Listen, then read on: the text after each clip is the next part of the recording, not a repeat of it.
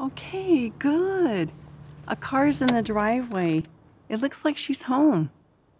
What did you plan to talk about with her? Well, I placed the watchtower about the ransom, so I had in mind reading John 3:16 and then considering a paragraph from the magazine that encourages Bible study. Maybe I can start a study with her today. Sounds good. Okay, let's go. Hi, Mrs. Wilson. It's so nice to see you again. In case you forgot, my name is Andrea. This is my friend Cindy. How are you? Yes, I remember you. I'm doing very well, thank you. When I was here Saturday, I left you a magazine. I promised to come back today to answer the question, what is God's greatest gift to us, and how can we show appreciation for it? I completely forgot that you were coming today, but I have a few minutes to talk with you. Okay, great. At John 3:16, Jesus told us what God's greatest gift is. Cindy, would you read that? Sure. For God loved the world so much that he gave his only begotten Son, so that everyone exercising faith in him might not be destroyed, but have everlasting life.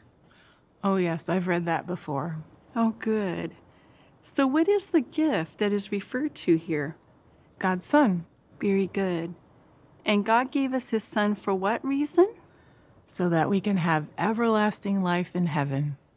You and I can have everlasting life. Wouldn't you say that this makes the ransom the best gift of all? Sure.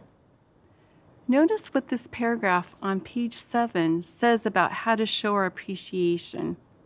Cindy, would you mind reading that also? How can you show that you appreciate the greatest gift of all? Recall that Jesus' words at John 3:16 point out that only those exercising faith in him will be saved. Faith, according to the Bible, is the assured expectation of what is hoped for. To have that assurance, accurate knowledge is essential. For this reason, we urge you to take time to learn about Jehovah God, the giver of this perfect present, and to find out what you must do to enjoy the everlasting life that Jesus' ransom sacrifice has made possible for you.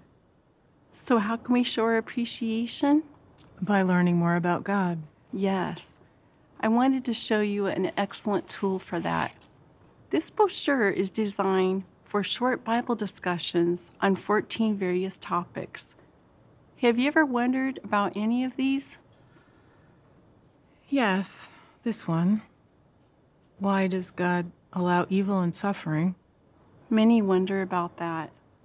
If you have 5 more minutes, we can turn to that lesson and I can show you how a discussion goes.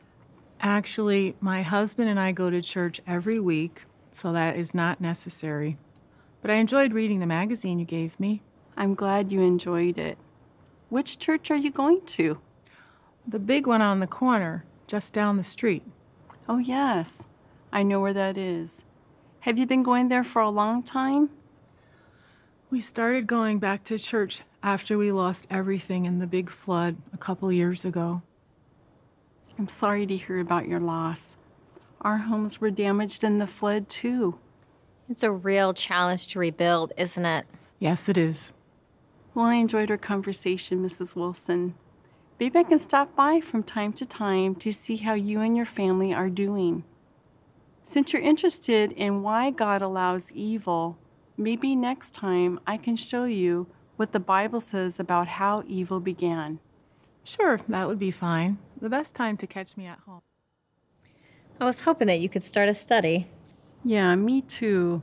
But she enjoyed the watchtower, so I'm going to keep calling on her. Maybe later she'll be interested in studying. The question I left her for next time is actually the first one answered in the lesson she chose from the brochure. I can discuss a scripture or two without telling her it's from the brochure. Do you have a call in this area? I do. If you turn at the next corner,